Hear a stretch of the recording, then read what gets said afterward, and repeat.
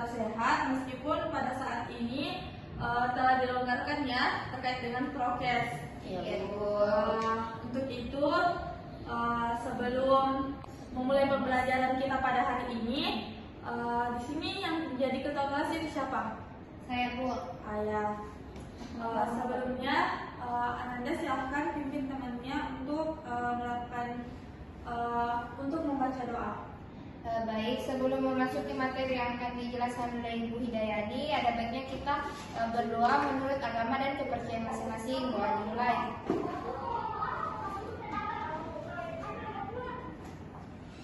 Doa selesai.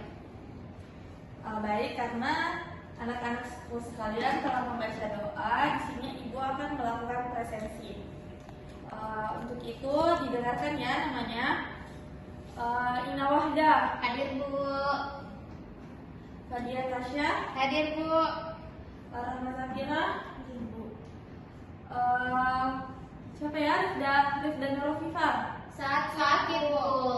Kalau Azizah Fatia, Ada acara keluarga. Iya, acara keluarganya, Bu. baik. Untuk pertemuan kedepannya, Ibu harap kedua temannya ini hadir ya. Iya, Bu. Iya, Bu. Makasih, Bu. Sebelumnya ada yang tahu hari ini kita akan membahas terkait apa? Gimana anak-anak? Belum tahu? Iya, Bu. Ya, kalau belum tahu di sini hari ini kita akan membahas terkait dengan evolusi. Di sini ada yang punya spidol? Tapi ini, Bu. Baik. Nah, untuk materi kita pada hari ini itu evolusi. Sebelum itu, Ibu akan membacakan terkait dengan kompetensi dasar yang akan kita pelajari pada hari ini. Untuk kompetensi dasar terkait dengan pengetahuan, itu yakni menjelaskan terkait dengan teori, prinsip, dan mekanisme evolusi, serta pandangan terkini para ahli terkait dengan spesiasis. Kemudian untuk KD keterampilannya yakni 4.9, yaitu menyajikan karya ilmiah terhadap gagasan baru tentang kemungkinan-kemungkinan pandangan evolusi berdasarkan pemahaman yang dimiliki. Lalu dari KD ini akan diturunkan terkait dengan tujuan pembelajaran. Di mana tujuan pembelajaran yang pertama yaitu siswa mampu menjelaskan berbagai teori evolusi. Siswa mampu menjelaskan pokok-pokok pikiran teori evolusi Darwin. Siswa mampu menemukan persamaan dan perbedaan pandangan para ahli tentang evolusi. Siswa mampu menemukan faktor-faktor dan petunjuk-petunjuk pendukung terjadinya evolusi. Yang kelima itu siswa mampu mendeskripsikan keterkaitan antara mutasi dan evolusi. Dan yang terakhir itu siswa mampu menjelaskan dan menerapkan prinsip-prinsip dasar hukum Hardy-Weinberg. Sebelum kita masuk ke dalam materi, anak-anakku sekalian silahkan siapkan kertas selembar. Di sini Ibu akan melakukan terkait dengan kuis. Kuis di sini dimaksudkan untuk mengetahui pemahaman awal dari anak-anak sekalian terkait dengan gambar yang akan Ibu sajikan. Silahkan analisa dari gambar ini termasuk ke dalam evolusi yang dipaparkan oleh siapa. Kemudian dikumpul ya. Ya, Bu. Ibu kapan ditutup? Sekarang langsung dikumpul untuk mengetahui pengetahuan anak-anak sekalian. Ibu kasih waktu 5 menit.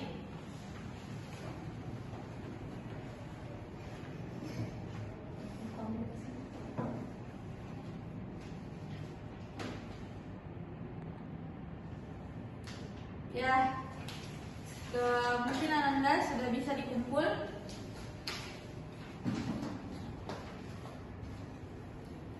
Baik, terkait nanti nilai dari kuisnya, Ibu akan berikan setelah pembelajaran hari ini selesai ya, atau bisa nanti minggu depan Ibu berikan. Nah, kita masuk ke dalam materi terkait dengan asal-usul kehidupan. Nah, di sini ada beberapa teori yang dikemukakan, di mana teori yang pertama yaitu teori abiogenesis. Teori yang kedua yakni teori biogenesis, dan teori yang ketiga yaitu teori kosmozoa. Kemudian teori keempat adalah evolusi kimia, lalu teori yang terakhir yakni evolusi biologi. Nah, terkait dari percobaan terkait dengan asal usul kehidupan di sini, Ibu akan menunjukkan bagaimana teori biogenesis yang dikemukakan oleh Francisco Redi. Di sini dapat kita lihat bahwa Francisco Redi dan percobaan yang dilakukan Spallanzani dan percobaan Pasteur, di mana Francisco Redi melakukan suatu percobaan terkait dengan teori biogenesis. Nah, dari teori yang pertama ini dapat disimpulkan bahwa makhluk hidup itu berasal dari makhluk hidup yang ada sebelumnya. Kemudian pada percobaan Spallanzani dia menggunakan labu, di mana labu yang pertama itu dipanaskan, kemudian terdapat mikroorganisme. Nah, kemudian di labu kedua itu dilakukan pendinginan dan tidak ditemukan mikroorganisme dalam air kaldu. Dan kemudian ada percobaan dari Pasteur, hampir sama dengan percobaan yang dilakukan Spallanzani, cuman perbedaan yang ada di percobaan yang dilakukan Pasteur itu terdapat pada labu yang digunakan. Nah, pada gambar yang Ibu juga sampaikan di sini itu merupakan evolusi kimia, di mana evolusi ini menggunakan model perangkat percobaan Miller dan Urey untuk sintesis molekul organik secara abiotik. Nah, anak-anak sekalian, terkait dengan percobaan yang dilakukan oleh Miller dan Urey ini akan menunjukkan bahwa terjadi evolusi secara kimia. Nah, sampel yang digunakan di sini akan dianalisis secara kimia. Lalu kita beranjak kepada asal usul prokariotik dan asal usul eukariotik. Ada yang tahu cara membaca terkait dengan alur-alur yang ada di atas? Saya mungkin. Ya, silahkan di atasnya. Jadi yang pertama itu H2O, lalu H2, CH4 dan NH3 itu atau molekul yang ada di udara itu akan membentuk monomer organik, yang selanjutnya akan menjadi polimer organik atau proteinoid yang akan berkembang menjadi protobion. Selanjutnya teorinya mengatakan bahwa protobion akan membentuk sel purba lalu menjadi sel prokariotik pada sel purba. Baik, itu tadi pembacaan terkait dengan alur-alur tentang asal-usul prokariotik. Nah, bisa Ibu jelaskan bahwa pada pembentukan bumi secara awal itu zat-zat yang ada di bumi itu hanya ada 4 zat. Yang pertama itu H2O, H2, CH4 dan NH3.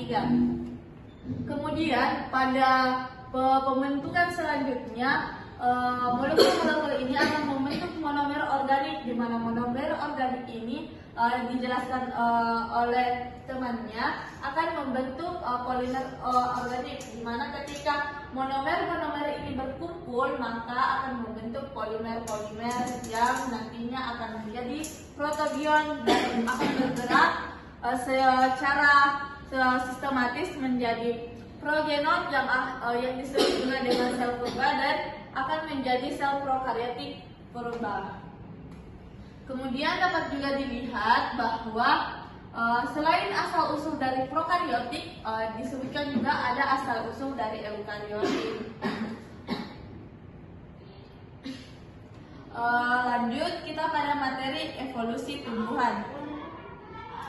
Nah, pada evolusi tumbuhan dapat diketahui bahwa sebenarnya itu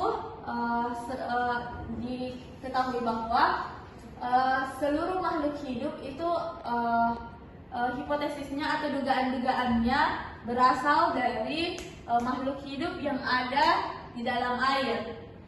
Nah, untuk itu hal pertama yang terbentuk pada evolusi tumbuhan yaitu alga, di mana alga nantinya mengalami perkembangan pada fase-fase selanjutnya dan menjadi tumbuhan lumut. Kemudian perkembangan selanjutnya tumbuhan lumut ini telah dilengkapi dengan biji, tapi belum diselimuti secara khusus, yang disebut juga menjadi tumbuhan paku.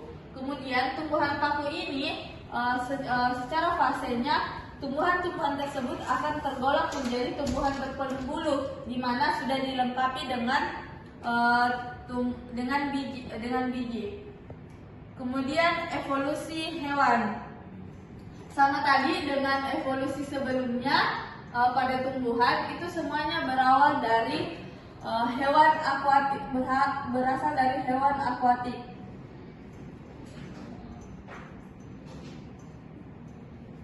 Kemudian berkembang menjadi protista, di mana pada pembagian protista itu terbagi menjadi tiga bagian. Yang pertama yaitu Porifera, Cnidaria, Platyhelminthes. Nah, di Platyhelminthes ini terbagi menjadi 5 lagi.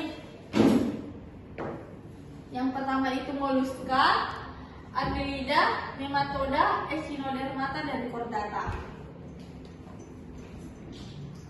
Nah, dari pembahasan tadi, di sini ada penghapusnya? Tidak ada, Bu. Nanti untuk pertemuan berikutnya disediakan ya. Baik, Bu.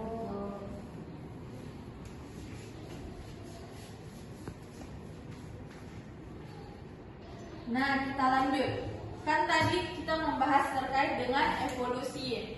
Nah, evolusi ini merupakan segala sesuatu yang mempelajari sejarah asal-usul makhluk hidup dan keterkaitan genetik antara makhluk hidup yang satu dan makhluk hidup yang lainnya.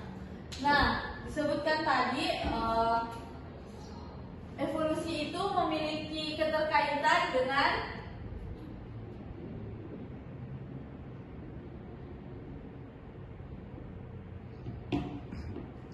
adaptasi dan seleksi alam.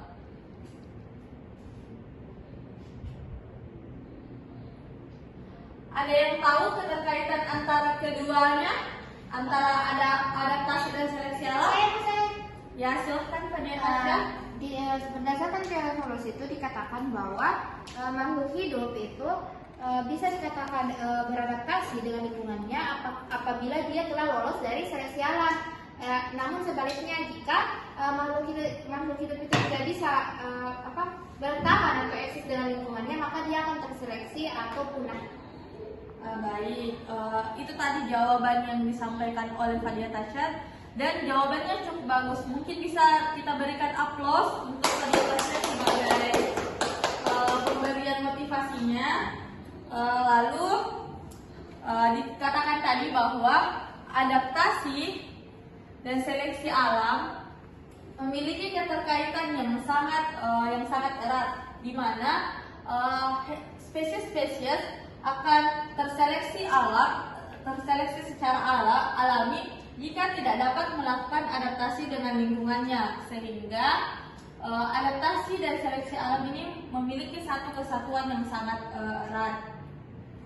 Nah, pada gambar yang Ibu sajikan itu bisa dilihat bahwa gambar yang pertama itu merupakan adaptasi yang dilakukan oleh kaktus yang hidup di area padang pasir, di mana adaptasi yang diberikan itu memiliki daun yang seperti duri, kemudian batangnya itu berongga sehingga dapat menampung air ketika cuaca yang cukup panas. Nah, selanjutnya untuk seleksi alam, contohnya itu yakni Biston betullaria, di mana ini merupakan salah satu jenis kupu-kupu, di mana dapat dilihat dari kedua gambar. Di gambar yang pertama itu Dan gambar yang kedua itu memiliki perbedaan dari jenis kupu-kupunya. Bisa diperhatikan. Pada kupu-kupu yang pertama, itu warnanya semua gelap. Namun pada kupu-kupu yang kedua terdapat salah satu kupu-kupu yang warnanya terang akibat adanya seleksi alam. Kita lanjut ya. Nah, tadi Ibu kan memberikan kuis kepada anak-anakku sekalian. Dari kuis itu sebenarnya teori evolusi yang Ibu maksud merupakan Teorinya Darwin, Bu. ya, betul sekali. Teori yang hipotesiskan diduga merupakan pembahasan yang dibawakan oleh Darwin. Nah, adapun dari teori Darwin itu terdapat tiga buah simpulan, di mana yang pertama itu seleksi alam terjadi karena adanya perbedaan keberhasilan pada reproduksi organisme. Kemudian seleksi alam terbentuk dari interaksi antara lingkungan dengan variasi yang dimiliki oleh organisme. Dan produk seleksi alam merupakan adaptasi organisme terhadap lingkungannya. Nah, pada teori ini dijelaskan secara jelas bahwa adaptasi dan seleksi alam memiliki hubungan yang sangat erat. Nah, pada gambar di samping itu ada contoh terkait dengan iguana laut dan variasi burung finch yang ditemukan oleh Darwin di Kepulauan Galapagos. Nah, perlu diketahui oleh anak-anakku sekalian bahwa burung finch ini awalnya melakukan migrasi ke Galapagos itu hanya satu jenis. Kemudian terjadilah proses adaptasi dan reproduksi secara besar-besaran dan menghasilkan beberapa jenis burung finch yang contohnya dapat dilihat pada gambar yang Ibu tampilkan. Ada yang ingin ditanyakan sampai di sini? Menurut saya sudah cukup jelas, Ibu. Baik. Sebelum kita lanjut pada teori evolusi yang dipaparkan oleh Weismann versus Darwin dan evolusi Lamarck versus Darwin, ada yang tahu terkait dengan gambar yang Ibu tampilkan? Tidak, Bu.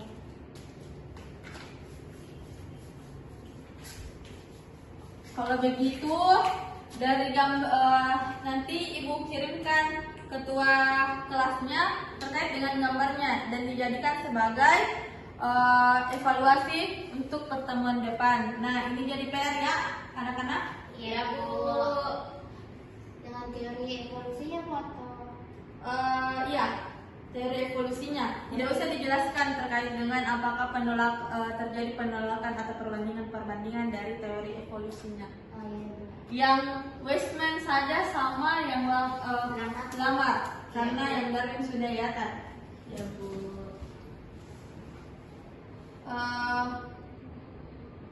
Untuk itu, karena materi kita sudah selesai, Ibu akan menampilkan tugas tambahan terkait dengan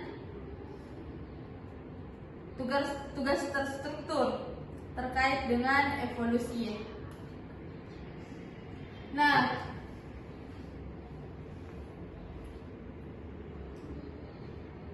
tidak tampil ya? Iya, Bu. Nanti Ibu kirimkan saja ke ketua tingkatnya ya. Iya, Bu. Nah, adapun tugas struktur yang pertama itu kalian akan disuruh untuk membuat ringkasan terkait dengan faktor yang menentukan terjadinya evolusi. Kemudian untuk sumber belajar yang anak-anakku sekalian bisa ambil itu untuk bukunya sendiri dapat diambil dari buku Campbell edisi ke-8. Iya, Bu. Kemudian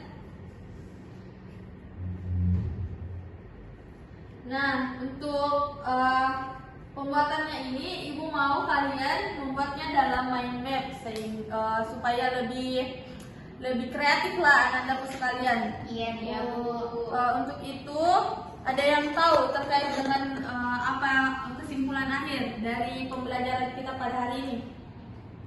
Ya silakan kalian tanya. Jadi kesimpulan yang saya dapatkan itu diketahui bahwa evolusi itu merupakan apa istilahnya itu perubahan atau perkembangan yang terjadi dari teknologi hidup dari tahun ke tahun, di mana ada yang namanya adaptasi dan seleksi, di mana itu adaptasi merupakan bagaimana sih makhluk hidup itu bisa eksis di lingkungannya, sedangkan seleksi alam itu bagaimana makhluk hidup itu terseleksi ataupun berhasil untuk bertahan di lingkungannya. Baik, itu tadi jawaban yang sangat jelas dari temannya. Untuk itu kita berikan aplaus untuk pembelajaran kita pada hari ini. Karena pembelajaran kita telah selesai, Ibu ucapkan terima kasih kepada anak-anakku sekalian karena telah memperhatikan pembelajaran kita pada hari ini. Dan ingat ya untuk tugas-tugasnya dikerjakan dan lakukan terus evaluasi untuk melakukan pembelajaran ke depannya. Untuk itu mungkin bisa ketua kelasnya dipimpin lagi untuk baca doa setelah pembelajaran. Baik, sebelum kita kembali ke rumah masing-masing, ada baiknya kita menutup pembelajaran hari ini dengan berdoa menurut keagamaan dan kepercayaan masing-masing. Doa dimulai.